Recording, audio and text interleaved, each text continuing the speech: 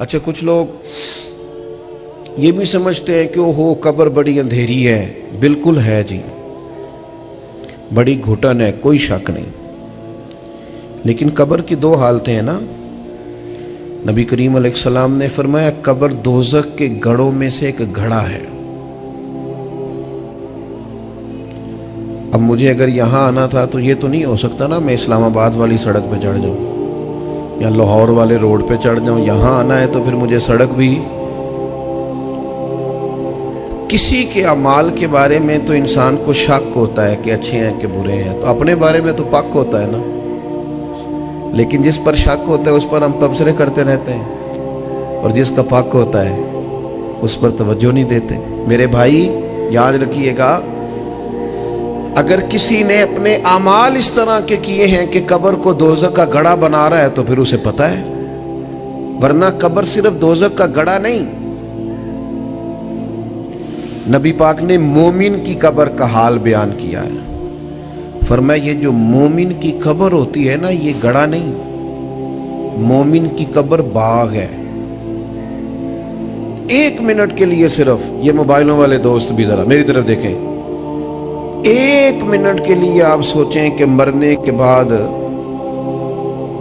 کوئی ہمیں باغ میں چھوڑ آئے گا.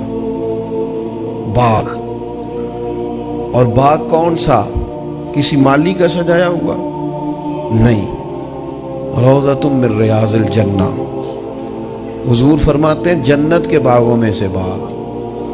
مومن کی قبر جنت کے باغوں میں سے، یعنی بہت امیر آدمی ہو تو فارم ہاؤس میں گھر بناتا ہے، باغ لگاتا ہے. اور مومن کی قبر باغ، وہ بھی جنت کے باغوں میں سے. اور باغ اتنا شان والا جس میں آنکھ کھلتے ہی پہلی زیارت ہی مدینے والے رسول کی نصیب ہوگی صلی اللہ تعالی علیہ وسلم. تو وہاں جاتے ہوئے ڈر آتا ہے بندے کو، خوف آتا ہے، پریشان ہوگا وہاں جاتے ہوئے. تو باغ ہے جنت کا، لیکن شرط یہ ہے کہ وہ سڑک اس پہ چڑھا ہو جو جنت کے باغ کی طرف جاتی ہے. دنیا بندے کو تھکا دیتی ہے. مولا علی شیر خدا رضی اللہ تعالیٰ عنہ فرماتے ہیں کہ دنیا کا حال اس طرح ہے جس طرح کوئی چرواہا بھیڑے نہیں چرا رہا ہوتا.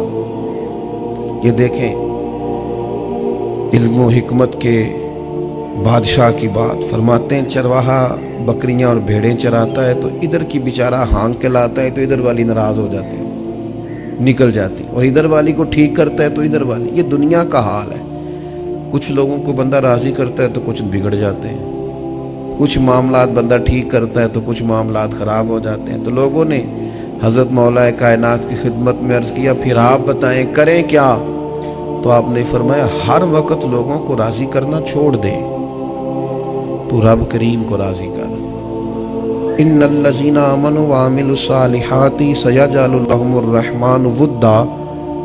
اگر رب راضی ہو جائے تو وہ لوگوں کے دلوں میں محبت پیدا فرما دیا کرتا ہے. تو صبح سے شام تک میں بھی غور کروں، آپ بھی غور کریں کہ آج جو سپہر ہو گئی اور 1.5-2 گھنٹے میں یہ دن ڈھل جائے گا. آج صبح سے شام تک ہم نے بندے راضی کرنے میں کتنی جد و جہد کی اور رب راضی کرنے کے لیے کتنی کوشش کی. اور بندے راضی کرنے کا نتیجہ آپ دیکھ لیں، جو کچھ ہے ہمارے سامنے. انسانوں کی زندگی مشینوں کی زندگی بن گئی. یہاں میں چلا جاتا ہوں اور فلاں کا ولیمہ ہے تو وہ ناراض نہ ہو جائے تو وہاں بیٹے کو بھیجتا ہوں. تو فلاں جگہ آپ دونوں نہیں جا سکتے تو ٹیلی فون کر کے معذرت کرتا ہوں. تو یہ تو ساری دنیا داری ٹھیک کی جا رہی ہے. یہ بتائیے اللہ کریم کو راضی کرنے کے لیے اور اپنی آخرت درست کرنے کے لیے سنجیدہ کوشش کیا ہے؟ حضرت عمر بن عبدالعزیز بادشاہ تھے. بات بس ختم کرنے لگا ہوں.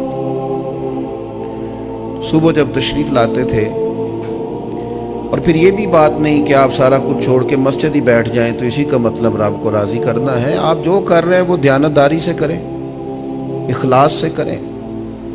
ذاتی نفع، ذاتی لالچیں اس کو چھوڑ دیں. آپ جو کام بھی کریں گے اس میں خیر ہو جائے گی. اسلام تو کسی دنیا کو دنیا کہتے نہیں. اسلام تو کہتا ہے بچوں کے لیے رزق کمانا بھی عبادت ہے، پر شرط یہ کہ تو حلال کما. لقمہ حرام کی طرف حضور نے تو فرمایا سچ بول کے جو بندہ تجارت کرے گا قیامت کے دن اللہ نبیوں کے ساتھ جگہ عطا فرمائے گا. اپنا ہی کام کریں، لیکن اس میں یہ صرف ذات کا چکر ہے، اس سے نکل آئیں۔ بڑے بڑے بادشاہ تھے، بادشاہ بھی ہوئے، ولی بھی ہوئے، اولیاء بھی ہوئے۔ حضرت عمر بن عبدالعزیز مجدد ہیں اپنے زمانے کے، لیکن بادشاہ بھی ہیں۔ 5 سپارے قرآن پاک بھی روز پڑھتے تھے، کئی ہزار مرتبہ درود پاک بھی روز پڑھتے تھے۔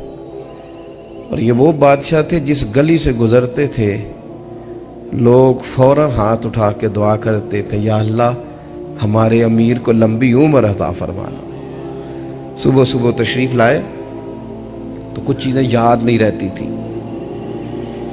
تو لکھ لیتے تھے رات کو، تو صبح اپنے وزیر خاص کو بلا کے کہا کہ یہ میں تمہیں دے رہا ہوں۔ دوپہر کے وقت دفاع والوں کو بلا لینا، میٹنگ کرنی ہے، بعد اثر تعلیم والوں کو بلا لینا، شام کو فلاں۔ تو وہ یہ روز آپ ایک لسٹ دیتے تھے۔ آج صبح آتے ہی ایک لسٹ دی، اس پہ لکھا تھا کہ فلاں یتیم بچیوں کے ہاں